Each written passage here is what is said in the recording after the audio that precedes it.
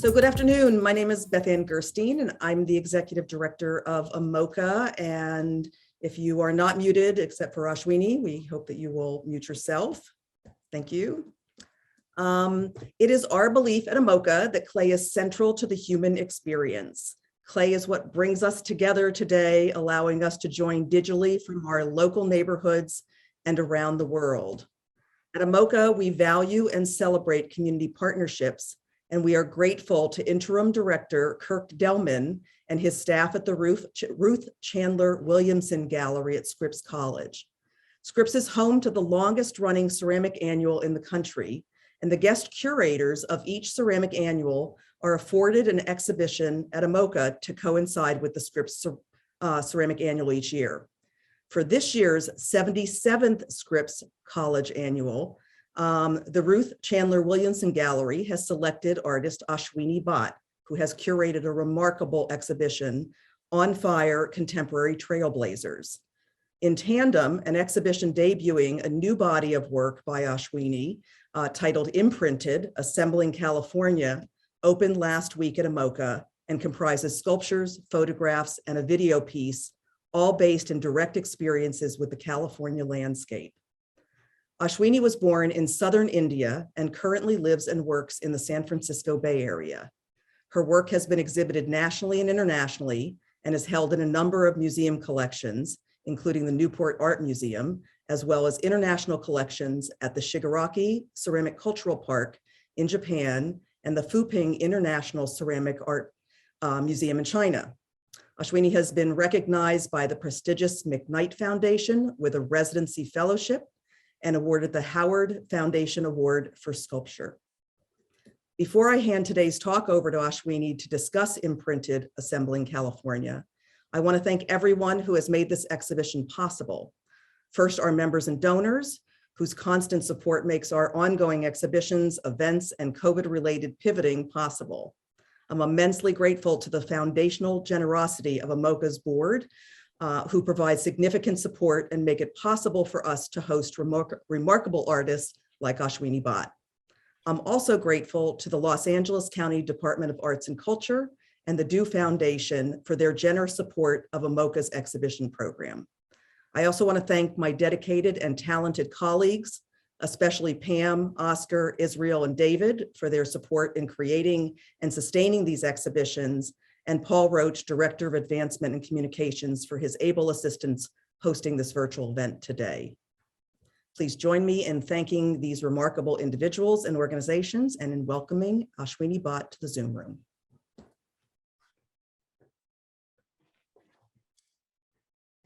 Hi, everyone. Thank you, Beth, for that generous introduction. Thanks to Pam and Paul, who helped me not just for this event, but also with the installation of this project and various bits and pieces which most people don't see when they see the exhibition. Thank you for all the people who have gathered here today. Zoom fatigue is real. I want to acknowledge that. So thanks for being here, taking the time off in your Saturday. I thought I will give a brief, first let me, this is the awkward Zoom dance. Okay.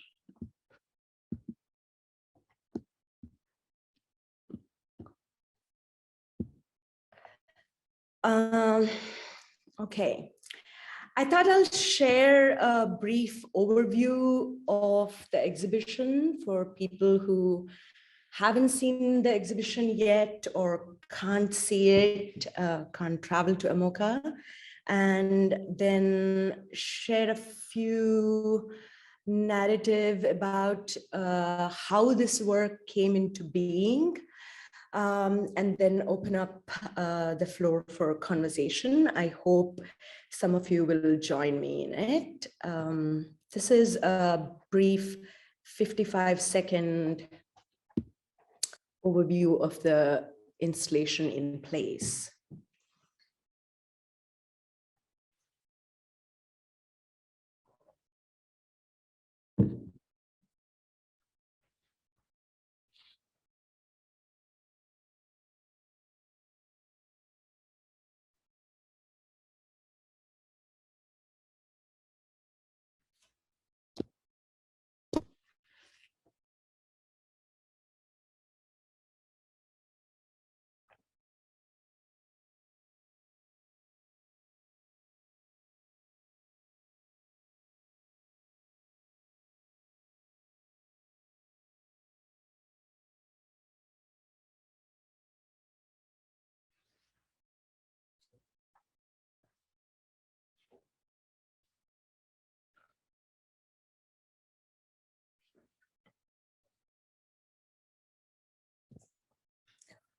Since 2018, I've been working on this Assembling California series. People who know me know that I can never tell a story from point A to Z. There always have to be sub-narratives. I kind of blame that on my upbringing in India, where the epic forms of narrating a story always have to have multiple sub-narratives. So Imprinted, which is seen at Tomoka right now, is a sub-narrative under Assembling California. The title Assembling California gives homage to John McPhee's book by the same title, where he is traveling along the coastline of California, talking about the complex geological history of the state. For me, it started with putting up a map of Northern California in our garage, when my partner, Forrest Gander, who is a poet and a geologist with the geology background, we were trying to travel close by areas around where we live, just to understand the place where we have come to call home. It was kind of a try to locate myself in this new land.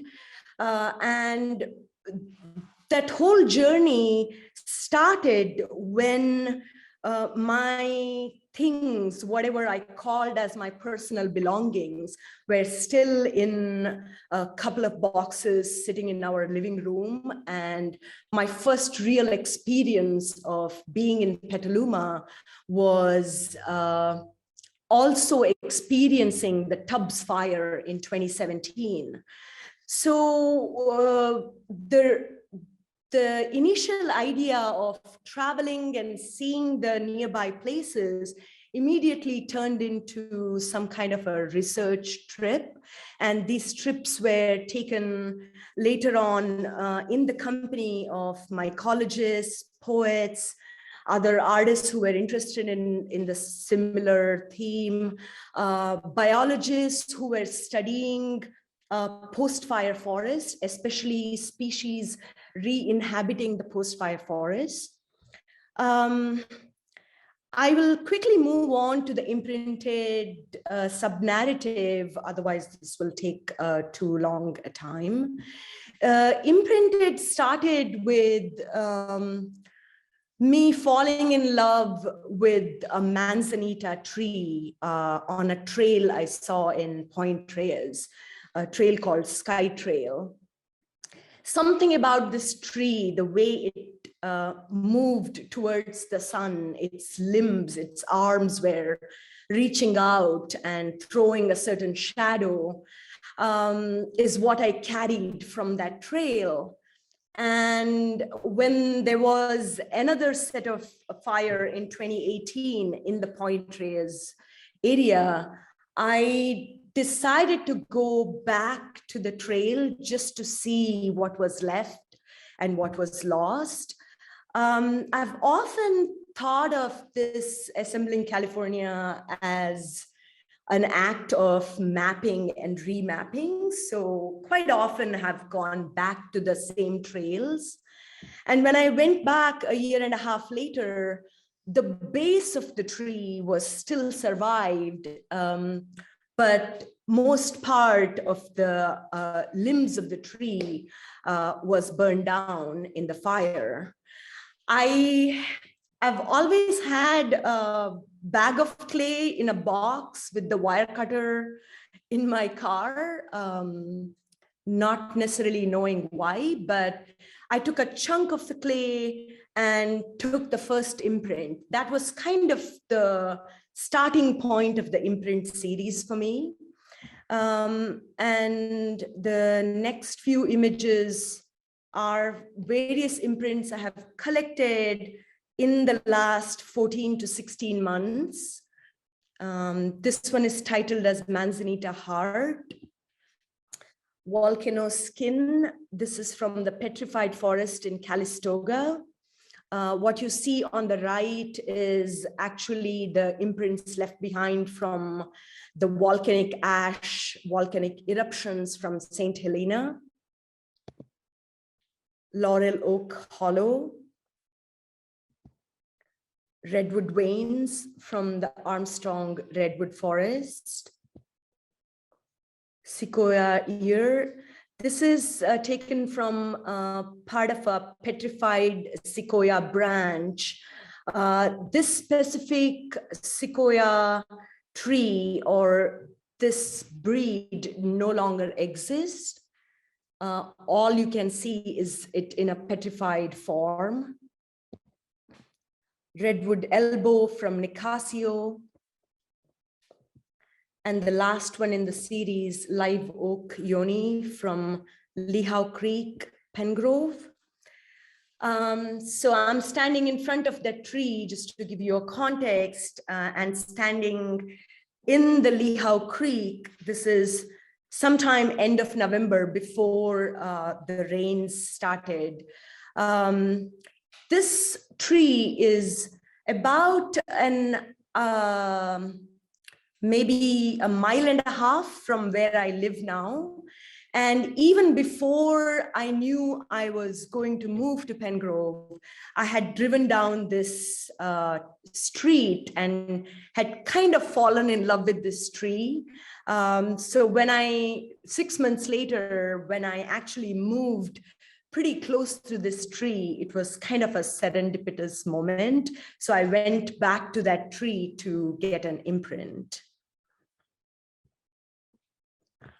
While I'm interested in how the textures I'm collecting from these specific locales or objects, I'm not interested in it as some pretty textures to be used to make something else out of. I'm looking at these as complete forms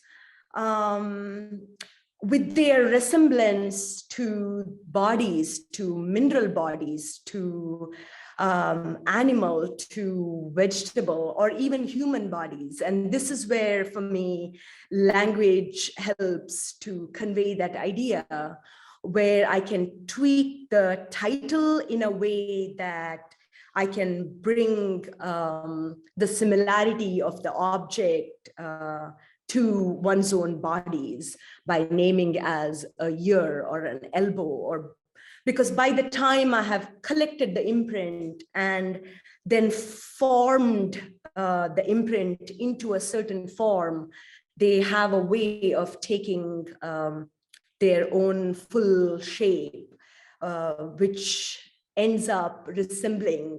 Most of the time, I see the resemblance with my own body.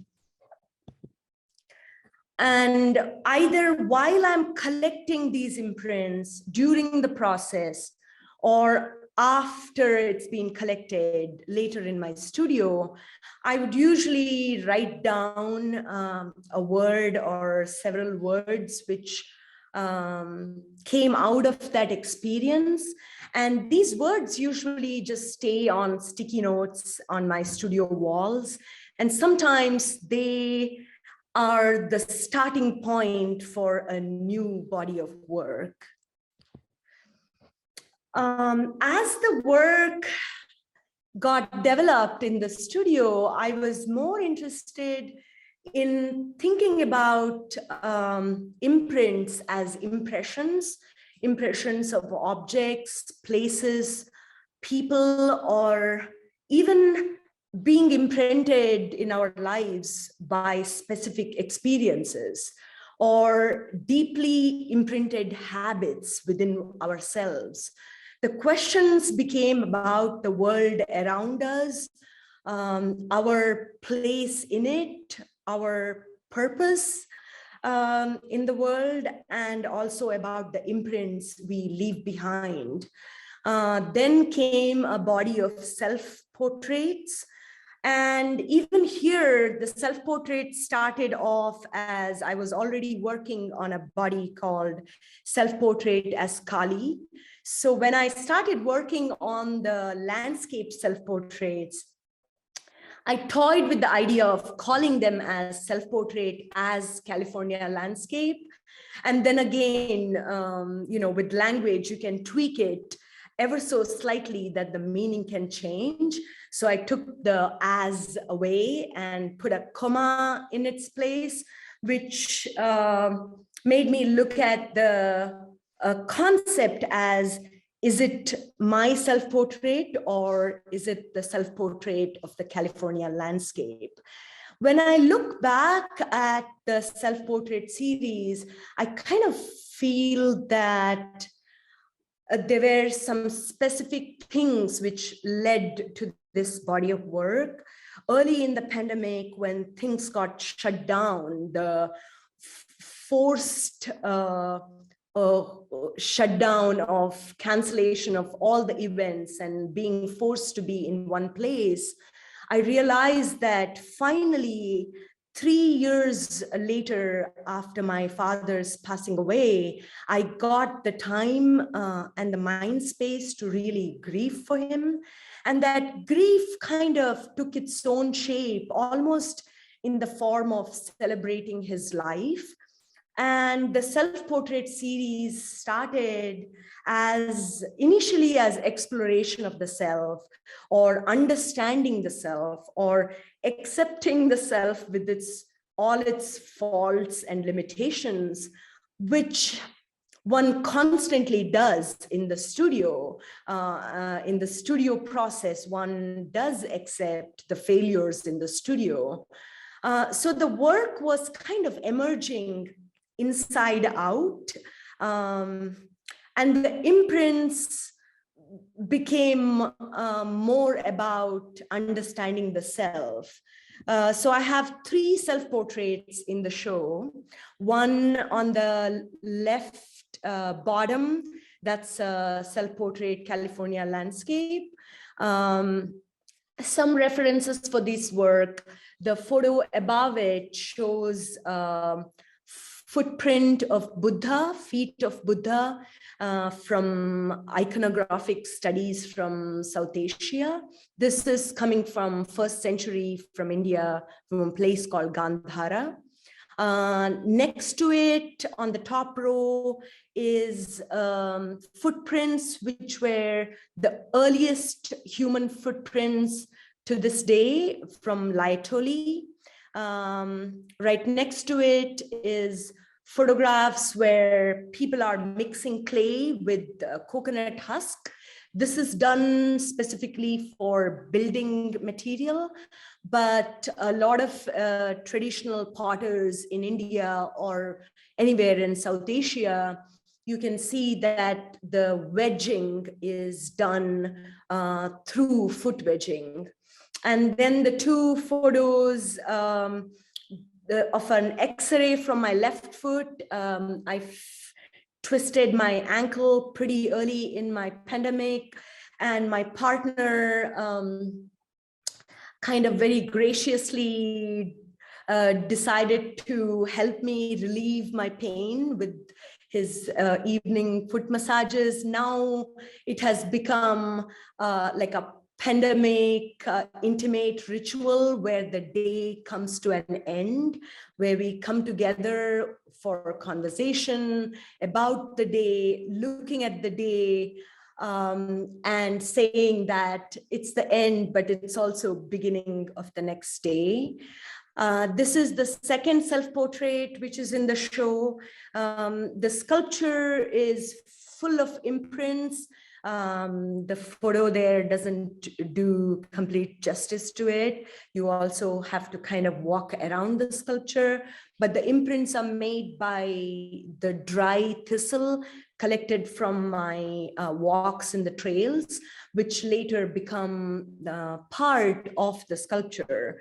And the movement of the sculpture is kind of derived from looking at trees again, either swaying in the wind or kind of taking a movement, looking for sunlight. Another recurring thought in the last 2 years has been a kind of an overwhelming feeling of being wrapped up or being swept by the flux and the movement and the uncertainty in the air. And I've often felt that this feeling of being wrapped up continues even when I'm in the landscape, even when I'm out in the trail, amidst the trees, like a constant feeling wanting to wrap my arms around the trees, or wanting to use the landscape as almost like a blanket. Down below on the right is a still image from a video work I did a year and a half ago. And various experimentations in the last 2 years.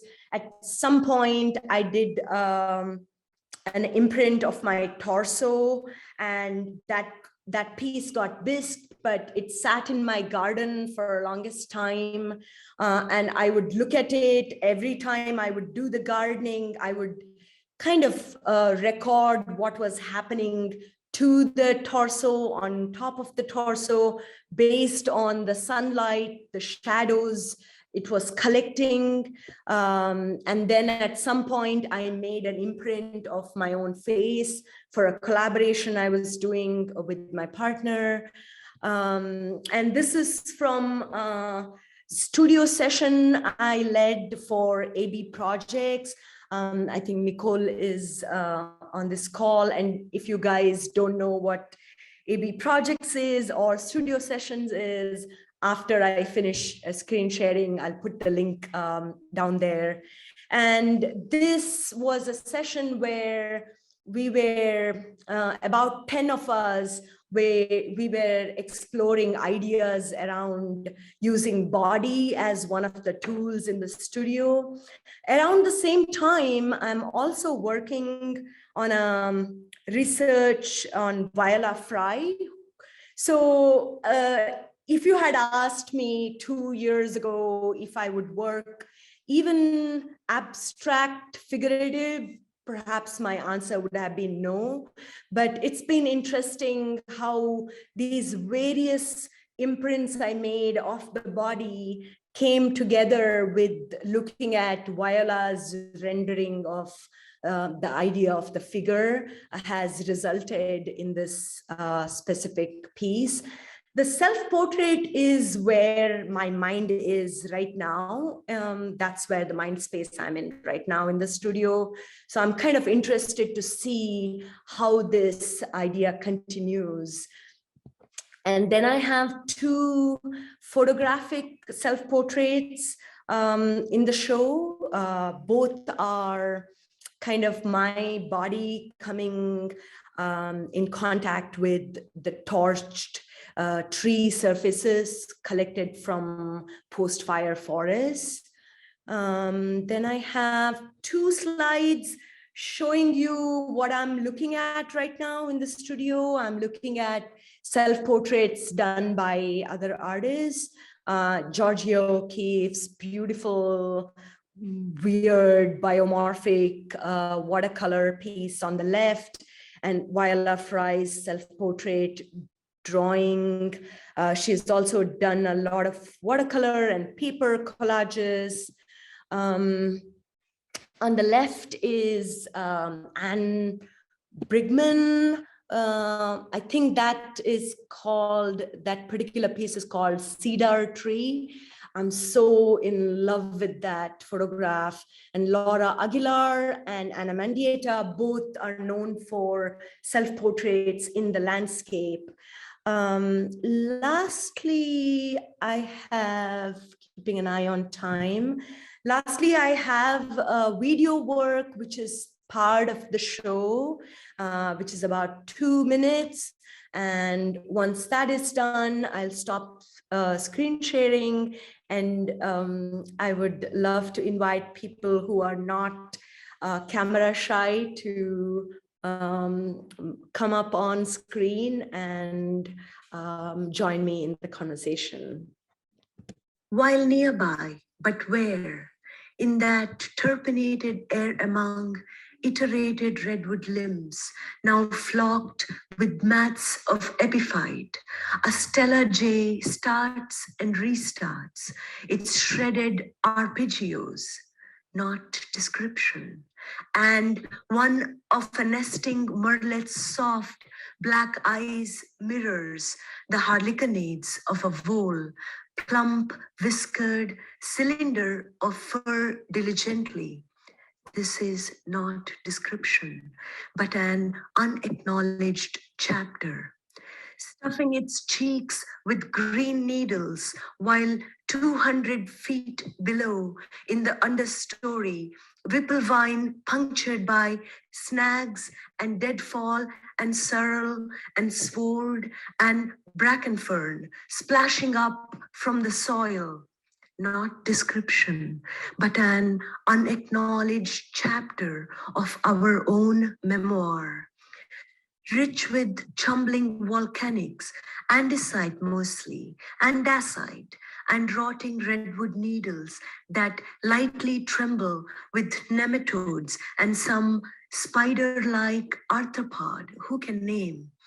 A ground squirrel crossing the dry creek edged with alder, its tail vertical as a flagpole, its instance, all instances interpenetrating, an endless memoir of entanglement in which our case likewise has been underwritten, careens between its burrow and fire caves in, the massive redwood trunks glistening with slug trails rimmed by rooting mushrooms.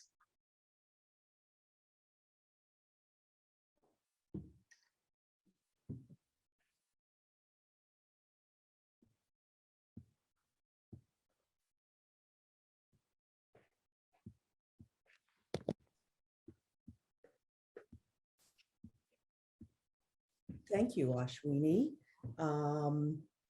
Are there any questions for those of you who might want to go on camera, or you can submit questions into the chat and I'll read them out loud. And I can sort of kick it off because I had this question when we were in the gallery together.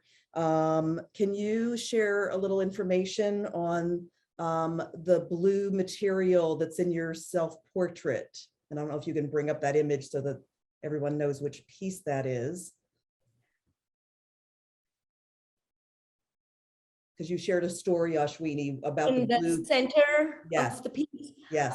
Those are crushed quartz, just the remaining bits of some rocks. These rocks have been such a big part of my studio in the last 3-4 years now that I kind of forget that I constantly live with them. The rocks belonged to a poet named Jane Mead, who passed away 2 years ago. Rocks actually initially belonged to her father. They had a ranch in Napa, and the 2017 Atlas fire kind of burnt down the ranch. They lost the ranch and a couple of dogs, and it was a traumatic time for the family. And the father had a huge art collection, and needless to say, that was also lost. And the only thing surviving that fire was his rock collection, which he left to Jane. And a year later, Jane was diagnosed with cancer. And when she was dying, she gave the entire rock collection to my partner. She knew his love for rocks, and he later gifted it to me. So it has passed hands, and now it's been sitting. Every shelf has one rock here and there, and they keep coming into the work. the center part of the piece has literally like the powder parts of, so I feel it's so precious that I don't even want to lose the powder of those rocks. So they have, even the powder and the crushed particles have been coming as part of the work. Yeah. I'm kind of interested in these reminiscence, these small residues. We should talk about the residue with Nicole, because right now she is doing a studio session. She's leading that session with AB projects. And it's kind of, this morning I had a conversation with my mom, who is in India, nearly 80 years old. And I've been planning a trip to India for the last 2 years. And every time I think I'm going, something comes up and the plan gets disrupted. And most of the time when we talk on the phone now, we are talking about small details and residues of the memories. So I've been thinking about a lot on that, on deeply imprinted memories and deeply imprinted habits too. Whenever I miss my mom, there are ranges of emotions there. Sometimes when it begins to feel like helplessness of not knowing when I'll see her, I have figured out that if I make a really lavish South Indian dinner, it kind of takes care of that craving for a couple of days.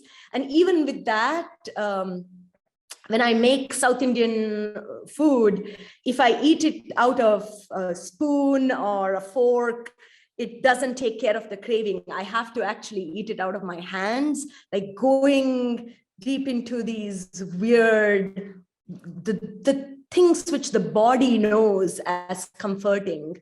And I started speaking English pretty late in my life. Like I was about 24 when I started actually conversing in English, and I had to speak the language without worrying about the mistakes I make. Otherwise, I would never do it.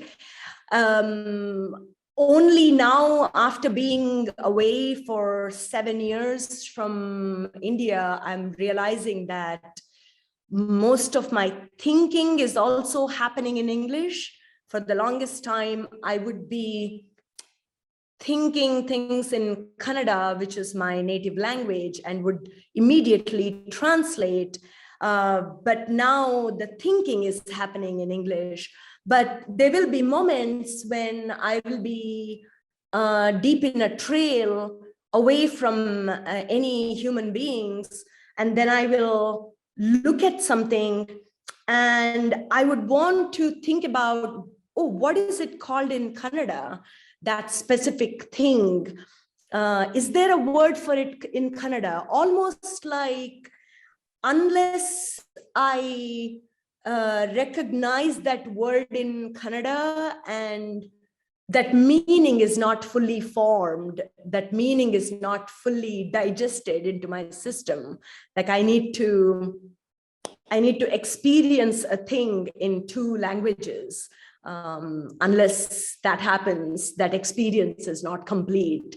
So there have been some interesting things like that, which I have been recognizing in my own self. Yeah. Nicole, did you want to add anything about the earlier part of that comment? Well, yes, we've been talking about residue for 3 weeks now, so we're deep in it at AV Projects. But it's interesting, Ashwini, because thinking about what you just said about like experiencing something in 2 languages, I think about you experiencing nature firsthand with your body in that space, and then also experiencing it through the language of clay. Because I haven't been to your show yet, unfortunately, but I will. But looking at the images that you shared, the piece that's hanging, I don't remember what that one was called. Live oak peony. And then the image that you showed of the actual thing, for a moment I was like, which one came first? Like they they're so linked to each other. And I think about how when you're making those impressions, you're not really leaving your own residue very much. Like it looks like you're being quite careful not to leave your own body's imprint on it. So it really kind of becomes the thing itself, or I don't know, it's just a kind of interesting abstract question of like which one came first. Like you're embedding yourself so deeply in it that I don't know if like the tree came first or the clay came first. I love that. I don't know the answer to that question. And knowing you a little bit in the last year, I know that you're not asking that question to get an answer, but it's also, I am leaving very few imprints of my own. The only imprints of my own body, my agency comes into only during the process when I'm collecting the imprint. Anybody who has worked with clay knows that you have to press it in order for that imprint to transfer. And that alone, that much agency of my coming into being, into that piece, into that body is enough for me.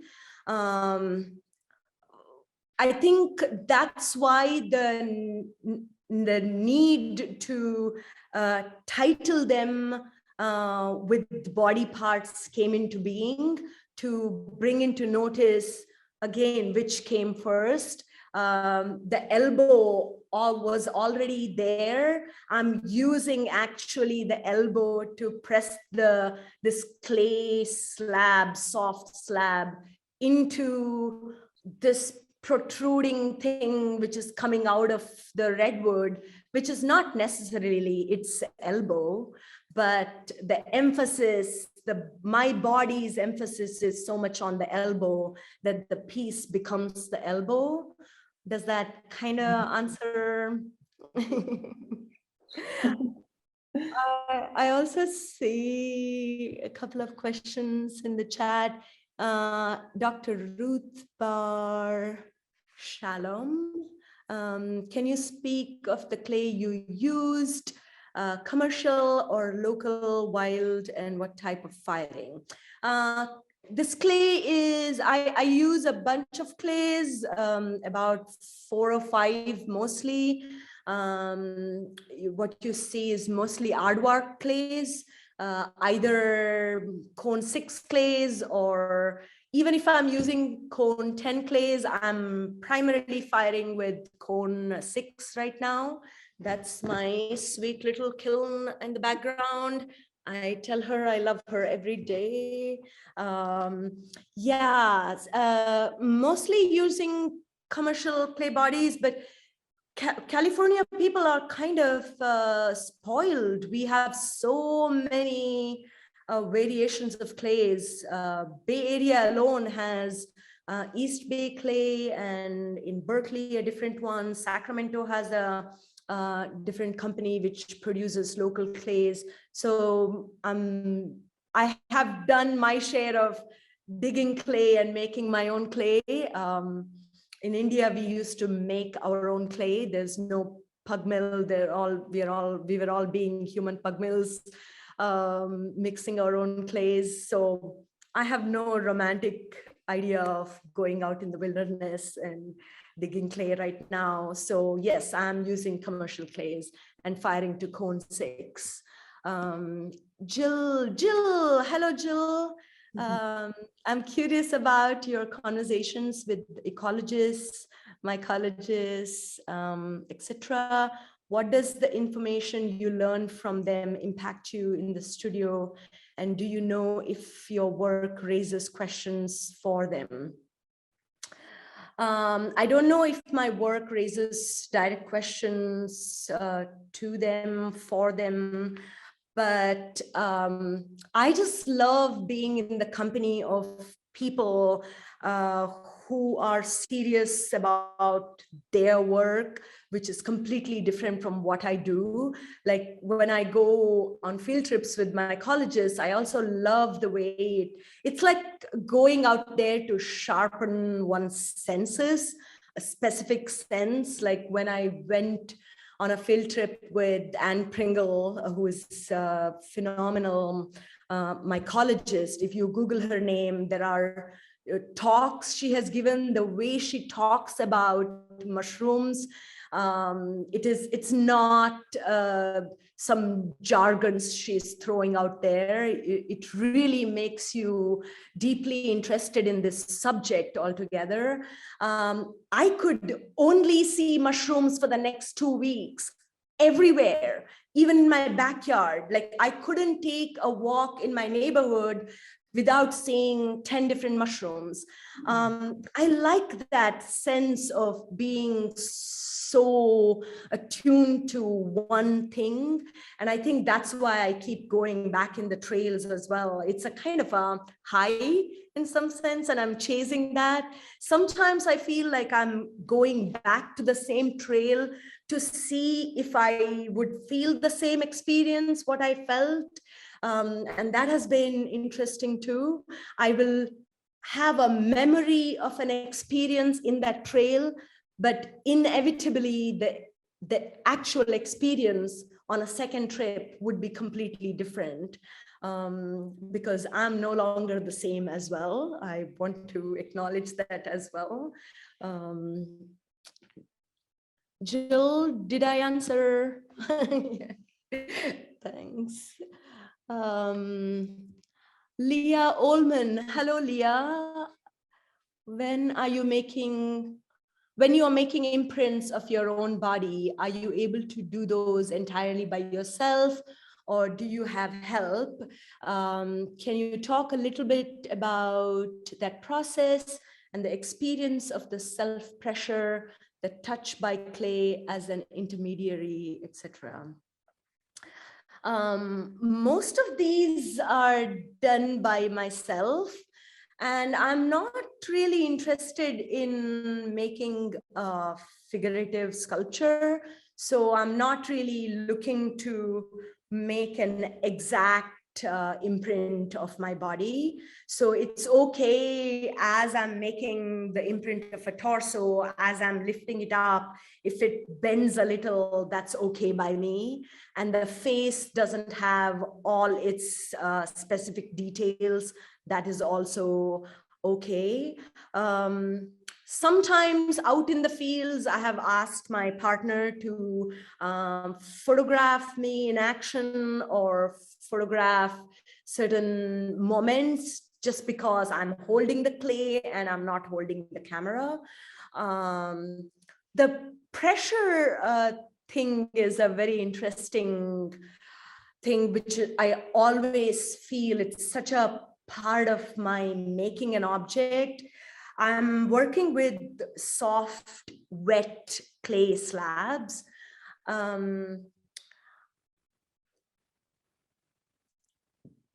The forming has to happen very immediately. It is a spontaneous kind of an immediate action. And I am literally using like a 2 feet or a 3 feet large slabs, wet slabs are formed. I'm using it almost like a blanket. Again, going back to the idea of wrapped or enfolded. And the formation of the form you are seeing has to happen in one sweep of a movement. So most of the time, there are a lot of trial and errors there, because I have a form in my mind. There is some idea of the form I'm chasing. And if I'm not able to do it in one movement, I usually scrap that slab and repeat the whole thing. And that action is also comprised of where I'm applying the pressure. And through trial and error, I kind of know when not to lean my own body too much into the material. It's that constant dance. But that's what I love about it. I think the errors which happen in the studio, the wrongly applied pressures usually give ideas for another body of work altogether. Has this body of work, actually all of your California-based work, made you want to explore other landscapes, or maybe you're still deep in with California? I'm still deeply, deeply in love with California right now. It's just love affair where there is no place for anything else. It's also getting more local. Initially, it was because there were travel restrictions, but I remember listening to an online talk by Lucy Lippard, where she is talking about a responsibility of an artist is to kind of know their environment. And for me, I felt like a foreigner growing up where I grew up. And in a very weird sense, California is the place where I felt truly belonged. And in all my nomadic life and all the traveling and everything, I have also felt that, oh, I don't have a deep sense of being rooted in a place. And I'm not saying that one should have a romantic idea of being rooted in a place, but whenever I have met people who have been deeply rooted into a place, I have felt really envious of that situation. I have this memory of, I had the chance to meet Gary Snyder a year ago, and he knows every inch of his property. He knows every tree, when it was planted, most of it planted by him. And the way he talks about his backyard, I have this envious moment. I want to know more. And I grew up in an agrarian setting as well, where I knew every tree around me. And for the first few years in this country, when people asked, do you miss home? I would always answer saying, no, I miss the trees, because I couldn't recognize or identify the trees around me. So now that's changing. That the more it changes, the more I feel that I want to know more about my locality. So right now, California for sure. Yeah. Looks like I have answered all the questions in the chat.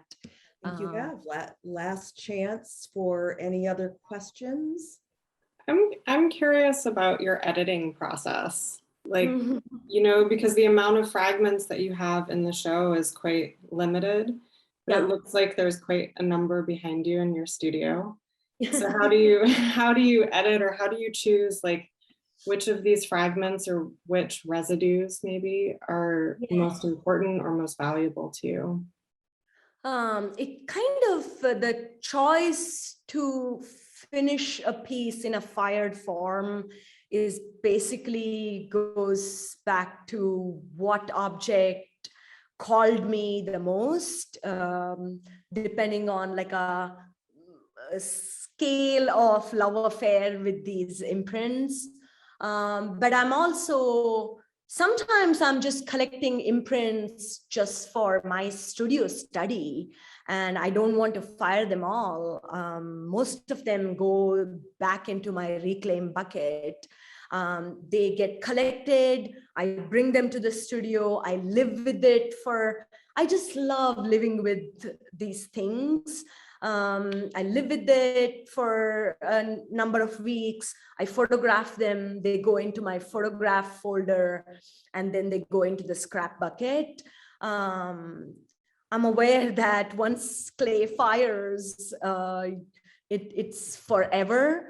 And that's what made me take the imprints as well, looking at fossil imprints, how fossil imprints were also formed by clay sediments.